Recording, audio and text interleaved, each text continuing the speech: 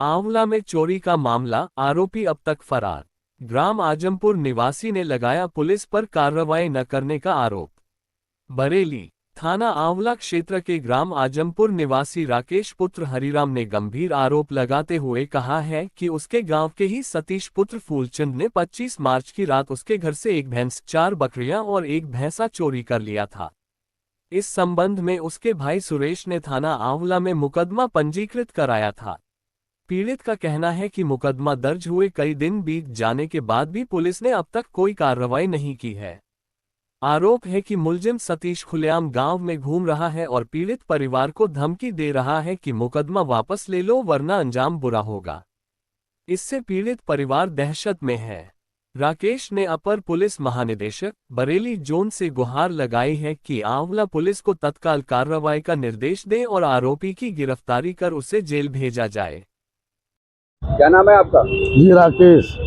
आज जिलाधिकारी महोदय के पास आए, क्या करने के लिए? जी सर, हमारी कोई सुनवाई नहीं हुई।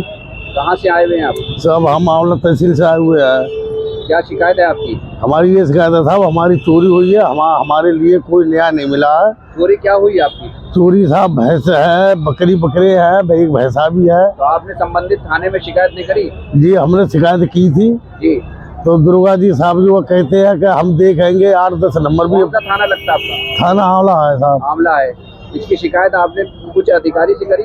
जी अधिकारी से की थी, ADM साहब की तरफ भी दी थी और SP को भी दी थी साहब, आंवला भी।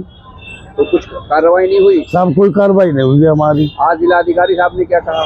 गए थे DM साहब के यहाँ? DM साहब के यहाँ हम गए थे।